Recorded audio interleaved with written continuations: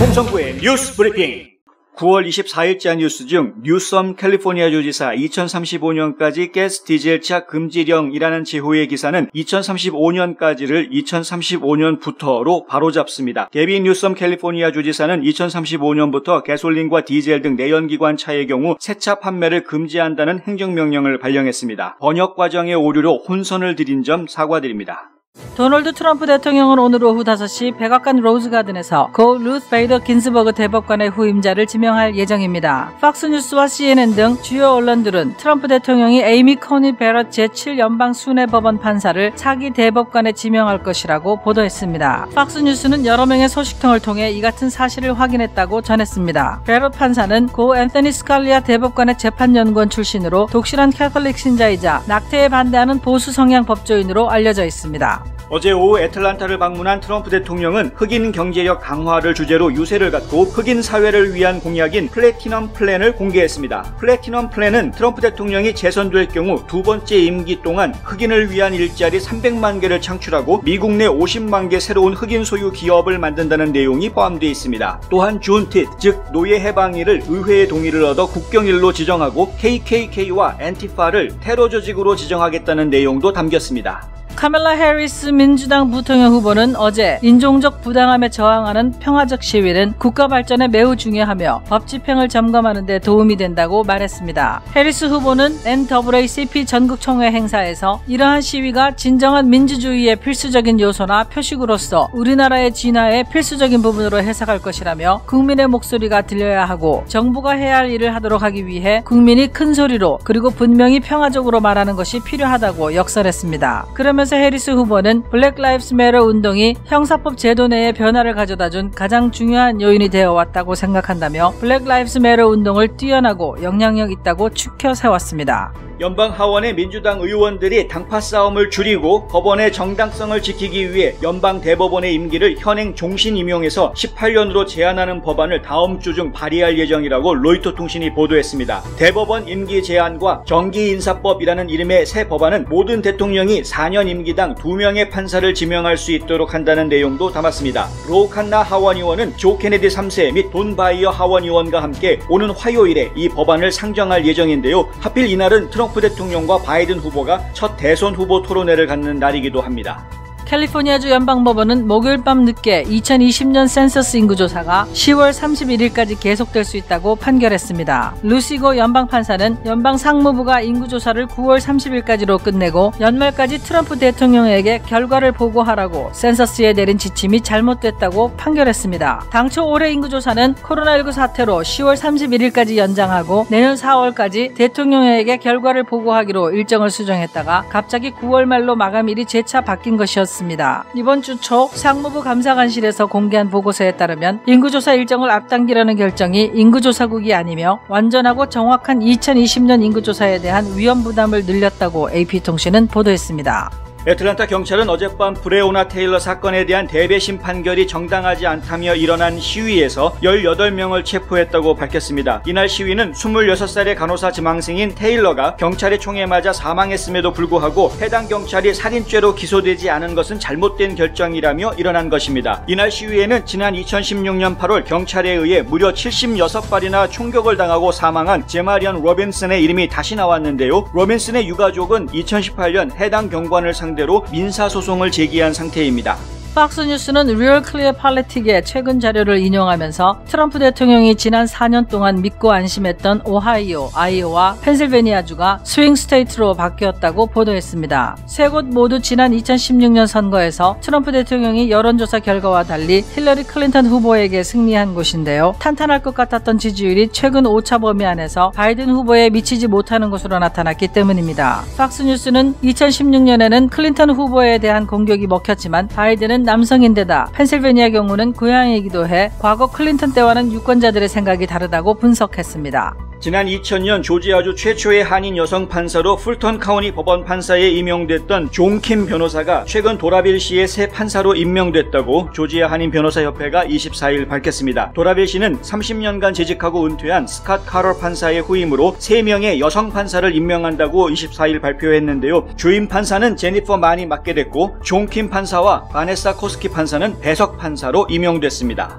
중국 보건당국이 북부 네이몽그 자치구에 이어 남부 윈난성 멍하이 현에서 발견된 주위 사체에서 흑사병을 확인하고 주민들을 조사한 결과 3살짜리 유아가 림프절 흑사병으로 의심된다는 진단을 내렸다고 신화통신이 보도했습니다. 중국에서는 올해 들어 네이몽그 자치구에서 흑사병이 퍼지면서 2명이 숨지는 등 비상이 걸렸는데 이번에는 거리가 떨어진 남부에서도 의심 환자가 나온 것입니다. 당국은 4급 비상 대응 조치를 발령하고 검진 검역 및 발열 환자에 대한 전면 조사를 실시하고 흑사병 의심 환자에 대한 격리와 역학조사에 나서는 한편 지화 벼룩 박멸 작업을 진행했다고 밝혔습니다.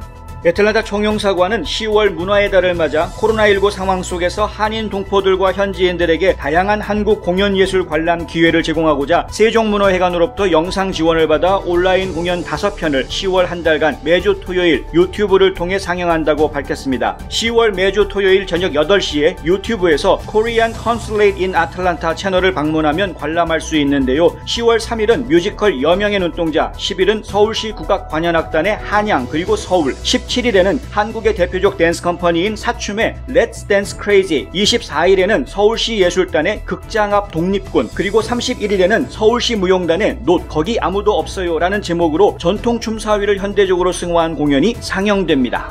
경험과 실적이 증명하는 김효지 부동산 전문인. 학자금과 대학 입시 상담은 AGM 인스티튜트. 안녕하십니까, 홍성구 기자입니다. 오늘 트럼프 대통령이 드디어 이제 발표를 합니다. 긴즈버그 대법관의 후임으로 새로운 대법관 후보자를 지명하기로 했습니다. 그래서 오늘 5시에 백악관 로즈가든에서 정식으로 발표를 하겠다, 이렇게 이제 예고가 되어 있는 상태입니다. 이 5명의 여성 후보가 이야기가 됐었는데요. 그 중에서 저희가 가장 유력하다라고 이야기했던 베럿 후보가 결국에는 이 베럿 판사가 대법관으로 지명이 될 것이다 라는 보도가 CNN 그리고 폭스뉴스 여러 언론 보도 매체에서 그렇게 다 예고를 지금 했습니다. 잘 아시겠지만 긴즈버거 대법관의 후임 자리를 놓고 지금 민주당과 공화당 사이에서 굉장히 지금 갈등이 불거져서 크게 지금 나오고 있는 상황이죠. 민주당에서는 이건 있을 수 없다. 오바마 대통령 때에도 마지막에 선거가 있는 해라서 안 된다고 연방 상원이 부결시켜버렸는데, 대법관 인준을 부결시켜버렸었는데, 근데 지금 와가지고 올해도 선거가 있는 해인데 이렇게 공화당에서 밀어붙이겠다고 하는 것은 이건 앞뒤가 맞지 않은 행동이다, 이렇게 공격을 했고요. 그러면서 만약에 공화당이 그리고 트럼프 대통령이 대법관 인준을 강행을 하면, 그러면 지금 패킹 더 코트, 그러니까 코트 패킹을 하겠다. 무슨 말이냐면 대법관 숫자를 늘리는 그런 의정 활동을 하겠다, 이렇게 이제 예고를 했죠. 만약에 바이든 후보가 대통령으로 당선이 되고 이번에 선거에서 상원 의석이 민주당 쪽이 더 많아지게 되면, 과반수를 차지하게 되면, 그러면 충분히 그런 상황이 가능해집니다. 지금 연방의 헌법에는, 이 미국의 헌법은 대법관의 숫자 몇 명으로 해라라고 이렇게 숫자를 정해놓지 않았기 때문에 숫자를 늘리는 것이 사실상 가능하기 때문에 그렇습니다. 그러니까 의회에서 얼마든지, 그리고 대통령이 의지를 가지고 있고 의회에서 얼마든지 하겠다라고만 하면 그러면은 대법관 숫자를 늘릴 수 있는 것인데요. 왜 이것이 중요하냐 다 아시죠? 대법관 숫자가 보수 성향을 가진 사람이 몇 명이냐, 또 진보 성향을 가진 사람이 몇 명이냐, 이 퍼센테이지에 따라서 모든 법률이 여기에 따라서 결정이 되기 때문에 그렇습니다. 소송이 벌어지면 최종적인 판단은 결국에는 대법원에서 하기 때문인 것이죠. 당장 지금 눈앞에 와 있는 가장 큰 이슈가 될 것이다라고 제가 예상하고 있는 것이 올해 대통령 선거입니다. 대통령 선거의 결과가 이게 부정선거였느냐 아니면 합법적인 선거 결과가 나온 것이냐, 결국 양측의 후보 진영이 서로가 자기 주장만 하고 어느 쪽에서도 인정하지 않는 결과가 나왔을 경우에는 판단은 대법원에서 할 수밖에 없는 상황이 되는 겁니다. 그렇게 하보니까 이 대법관의 구성, 대법관을 진보 성향으로 채우느냐 보수 성향으로 채우느냐 하는 문제가 중요한 문제가 될 수밖에 없는 것이죠. 그런데 지금 트럼프 대통령이 보수 성향의 대법관을 임명하는 것을 지금 강행을 하고 있는 것이고요. 이렇게 되면은 9명 중에서 6명이 보수 성향을 띠기 때문에, 혹 설마 보수 성향을 가지고 있는 대법관 중에서 이탈자가 나온다고 하더라도 5대4 정도로 대법원에서 이 공화당 쪽에 유리한, 트럼프 대통령 쪽에 유리한 결정을 해줄 수 있는 상황이 전개가 된다는 것입니다. 그렇기 때문에 결론적으로는 이 대법관을 놓고 싸우는 이 싸움의 기싸움이 예사로운 싸움은 아닙니다. 그런데 일단은 이 흐름은 지금 공화당 그리고 트럼프 대통령한테 유리한 방향으로 지금 흘러가고 있는 것이 분명합니다. 그래서 트럼프 대통령은 지명을 하는 거고요. 그리고 역대 최근 들어서 21세기에 들어와서는 가장 빠른 속도로 불과 30 며칠 안에 상원이 인준을 하게 될 그럴 것으로 예상이 되고 있고요. 그렇게 되면은 트럼프 대통령한테 상당히 유리한, 그리고 바이든 후보 입장에서는 대통령이 된다고 하더라도 보수 성향의 대법관을 훨씬 많이 가지고 있는 그런 대법원을 상대로 힘겨운 싸움을 해야 되는 그런 좀 입장이 되는 그런 상황이 됩니다. 그러니까 민주당 입장에서는 지금 그냥 넋놓고 가만히 있어서는 안 될 그런 상황인 것이고요. 그렇다 보니까 민주당원들 내에서도 이 사태에 대해서 대책을 좀 마련을 해야 되겠다 해가지고 여러 가지 지금 대안들이 나오고 있습니다. 그런데 당장 너무나 쉽게 이야기가 됐던 코트 패킹이라는 말은 당장 역풍을 맞았죠. 뭐냐면은 공화당 쪽에서 오히려 더 그것 때문에 더 공화당원들이 지금 결속하는 그런 문제가 지금 돼버렸습니다. 무슨 얘기냐면은요, 공화당 쪽에서도 뭔가 민주당 편을 들어줄 것이다라고 기대를 했던 밋 롬니 같은 그런 중도파 의원들이 그냥 대통령이 지명하면 난 상원에서 그냥 공정하게 심사하겠다, 투표하겠다 이렇게 얘기를 해버렸잖아요. 그러니까 이런 부분들이 오히려 민주당에서 코트 패킹을 이야기한 것 때문에 역효과로 나왔다라는 겁니다. 민주당 쪽에서는 지금 다른 방법을 찾아야 되는 것이죠. 그래서 지금 몇몇 의원들이 새로운 방법을 찾기 시작을 했고요. 다음 주 화요일 날 법안을 하나 상정을 한다고 합니다. 그 법안은 대법관의 임기를, 지금은 종신제인데 죽을 때까지 대법관 하는 것인데 그거를 임기를 18년으로 제한하는 그런 텀 리밋을 두는 그 법안을 만든다고 합니다. 그리고 텀 리밋뿐만이 아니라 대통령이 4년 임기 중에 단 2명의 대법관만 임명할 수 있는, 대통령이 임명을 하는 기간에 대한 것도 내용에 담았다고 합니다. 무슨 얘기냐면 특정 대통령이 너무나 많은 대법관들을 한꺼번에 임명하게 될 경우에 대법관 내의 이 불균형을 초래할 수 있다. 그래서 결국에는 이러한 문제는 이 삼권 분립이 훼손당하는 그런 문제가 될 수 있는 것이죠. 민주주의의 이 기본 근간이 되는 이 삼권 분립의 시스템을 해칠 수 있기 때문에 그렇습니다. 그래서 이거를 지금 민주당 쪽에서는 어떻게 해서든 막아보려고 하는 것인데 뭐 쉬워 보이지는 않습니다. 물론 하원을 통과할 수는 있겠죠. 하지만 하원을 통과해서 그 법안이 상정이 된다고 하더라도 상원을 통과하는 것은 여전히 어려운 문제가 될 것이고요. 다만 상징적으로 이러한 법안이 통과가 됐다라는 의미 정도는 가질 수 있을 겁니다. 압박 정도는 될 수 있겠죠. 대신에 이것이 의미 있는 압박이 될 수 있다라고 생각할 수 있는 단 한 가지 케이스는 이번 11월 선거에서 연방 상원들의 구조가 좀 바뀌는 겁니다. 그러니까 지금 상원 의원들 중에 공화당이 53명, 민주당이 47명인데 공화당에 있는 53명 중에서 3명 내지는 4명의 상원 의원석이 민주당 쪽으로 뺏기게 되면 이번 11월 3일 선거에서 그런 일이 벌어질 수 있다는 것이죠. 만약에 그렇게 된다고 한다면 그러면은 이번에 하원을 통과한 이 대법원 개혁 법안이 이게 상원을 내년도에 다시 통과해서 진짜 법안으로 만들어질 가능성도 없지 않다는 겁니다. 그렇게 되면 얘기가 좀 또 달라지게 돼요. 얘기가 또 달라지게 됩니다. 하여간 민주당에서 이런 법안을 마련하고 있다고 하는데요. 과연 어떻게 진행될지 좀 지켜봐야 하겠고요. 어쨌든 오늘 오후 5시에 로즈가든에서 새로운 대법관의 지명이 이루어진다고 하니까요. 또 한번 또 지켜봐야 되겠습니다. 그것을 통해서 이 공화당 쪽 그리고 트럼프 대통령 캠프 측은 보수 세력들을 규합하는 그런 파워를 좀 더 다지는 모멘텀을 삼게 될 것이고요. 민주당은 또한 그것을 계기로 해서 봐라 지금 트럼프 대통령이 지금 독재자처럼 모든 걸 다 자기 마음대로 하려고 한다라는 공격의 수위를 더 높일 것으로 지금 예상이 되고 있습니다. 한 곳에서 시작되는 안정된 미래, 선우 종합보험. 30년 손맛, 케이터링의 명가 참사랑. 트럼프 대통령이 어제 애틀란타를 방문했습니다. 방문한 목적이 딱 하나입니다. 흑인 유권자층을 공략해보자는 것입니다. 이 조지아주가 과거에는 탄탄한 공화당 텃밭이다라는 이야기가 나올 정도로 공화당 기세가 든든한 곳이었었는데, 근데 최근 들어서 그런 기세가 지금 민주당한테 서서히 밀리고 있는 그런 상황입니다. 이 조지아주에서도 중요한 몇 개 중심 카운티들이 민주당이 좀 더 많아지는 그런 모습들을 보여왔고요. 그래서 지금 공화당 입장에서는 입지가 점점 좁아지고 있는 그런 상황입니다. 여론조사 결과도 예측했던 것보다는 지금 트럼프 대통령이 밀릴 수 있는 가능성이 보인다. 이런 여론조사가 나오고 그런 것이죠. 그럼 조지아주에서 과연 트럼프 대통령이 공략할 수 있는 유권자층이 어디냐라고 이야기했을 때 가장 돋보였던 것이 바로 흑인 유권자들이었습니다. 이 부분 상당히 중요한데요. 아틀란타라는 지역은 이 마틴 루터 킹 목사를 배출한 곳이기 때문에 단순한 그냥 대도시 중에 하나라고 이야기하기는 좀 어렵습니다. 좀 솔직하게 이야기하면 미국 전국에 있는 흑인 유권자층한테도 영향을 줄 수 있을 만한 지역이라고 좀 부풀려서 이야기했다라고 말하실 분도 있겠지만은 아틀란타 지역은 하여간 그런 자부심 같은 것이 좀 있습니다. 더군다나 이 마틴 루터 킹 목사 같은 경우에는 비폭력 저항 정신을 이끌었던 이런 인물이기 때문에 지금 전국에서 벌어지고 있는 시위가 폭력화돼가고 폭력 시위로 지금 자꾸 변질돼가고 있는 그러한 부분들과 상대적으로 대조를 이룰 수 있는 그런 또 요소를 가지고 있죠. 그래서 시위는 평화로워야 된다라는 이슈가 얽힐 수 있는 지역이 바로 이 아틀란타 지역이고요. 그리고 또 흑인 인권운동의 중심지였던 곳이었기 때문에 역시 또 흑인 사회, 전국에 있는 흑인 사회에 미칠 수 있는 영향력도 상당히 있는 그런 지역이다 이렇게 파악할 수 있는 것입니다. 그런데 이 아틀란타에 와서 공약을 발표합니다. 흑인 커뮤니티를 위한, 그들만을 위한 공약, 그거를 발표를 하는데 이름이 플래티넘 플랜입니다.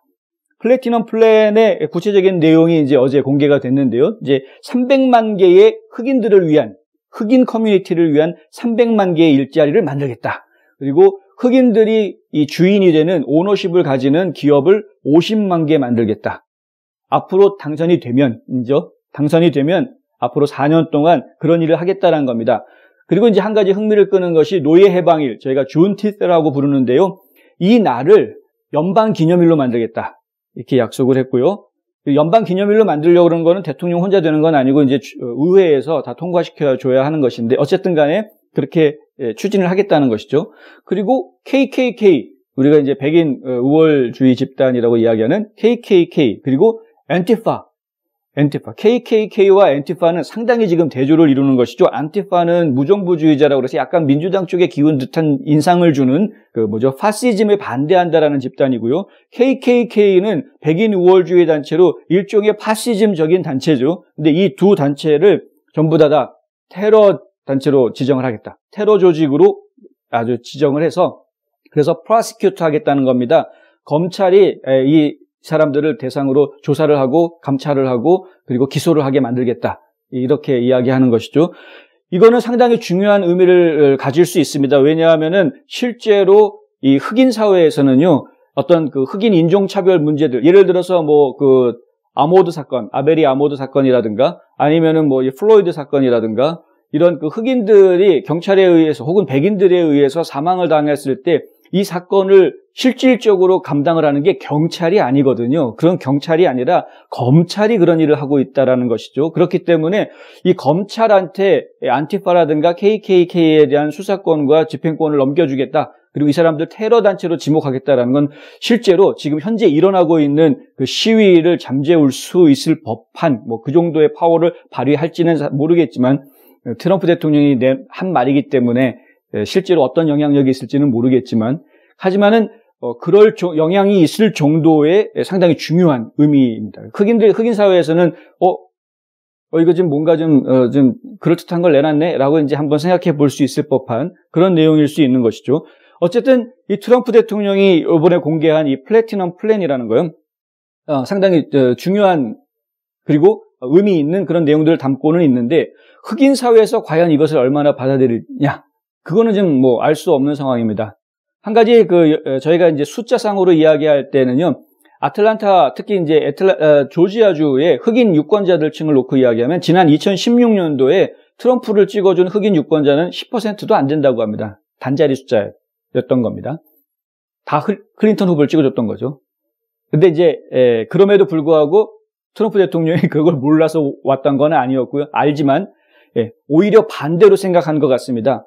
그렇게 적은 사람이 나를 투표해줬단 말이야? 그러면은 아닌데 더 많은 흑인들이 나를 투표해줄 수 있을 텐데 라고 생각했던 것 같습니다. 트럼프 대통령이요. 그래서 이런 플래티넘 플랜을 조지아주에서 발표한 것은 여러 가지, 한두 가지 이유가 아니라 정말 여러 가지 이유들을 종합해서 그래, 조지아에서 플래티넘 플랜을 발표하자라고 이제 생각했던 것 같고요.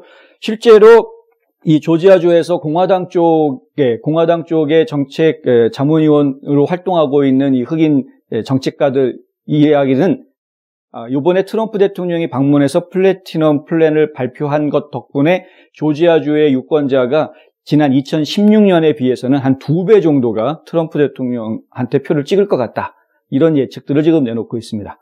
만약에 정말 그 예측이 맞는다면 그러면 조지아주는 트럼프 대통령한테 기우는 그런 주가 될 것으로 예측이 되는데요.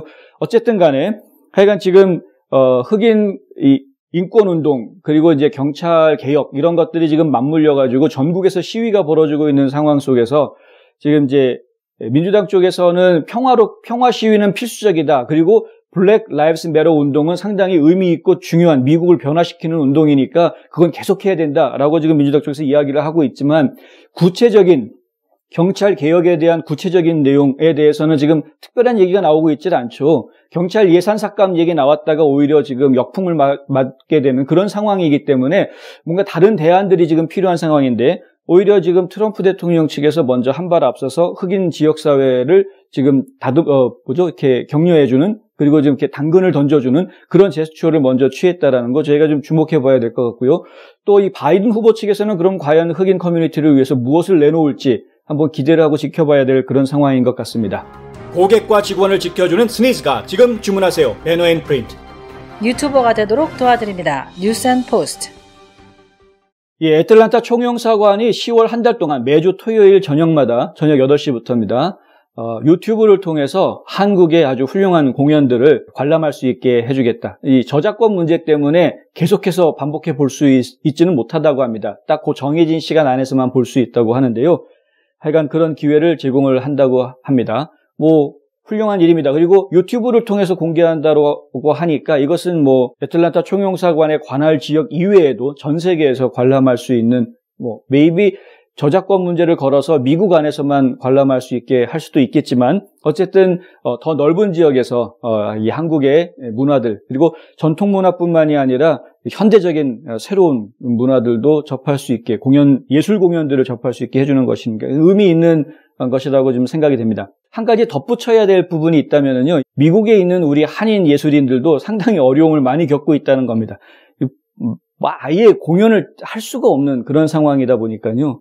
그렇다고 해서 온라인으로 뭔가를 하려고 한다고 해도 그렇게 이렇게 쉽게 여건이 만들어지지 않는 그것이 또 이 공연계의 현실입니다. 당장 공연에 참여하는 사람들의 인건비 자체가 보장이 되지 않는 그런 현실이기 때문에 그렇습니다. 그렇다면은 지역사회가 사실은 이 한인 예술인들에 대해서 한 번 더 돌아보고 지역에 있는 한인 예술인들이 이런 시기에서도 좀 활동할 수 있게 그리고 또 그들의 활동을 통해서 이 지역에 있는 한인들과 또 우리 이웃사회가 현지인들 이웃사회가 함께 즐기고 또 마음의 위안을 받을 수 있는 그런 좀 기회를 만들어줘야 될 텐데 그런 기회를 만드는 일에도 이왕이면은 공관들이 뭔가 좀 도움을 주면은 더 좋지 않을까 이렇게 생각을 해봅니다. 굉장히 힘들게 살아가고 있는 이민사회 속에서 더군다나 이 코로나 바이러스 때문에 제대로 된 경제활동을 하기가 어려워진 이런 상황 속에서 우리 한인 이민자들의 이 예술활동이라는 것은 굉장히 중요한 겁니다.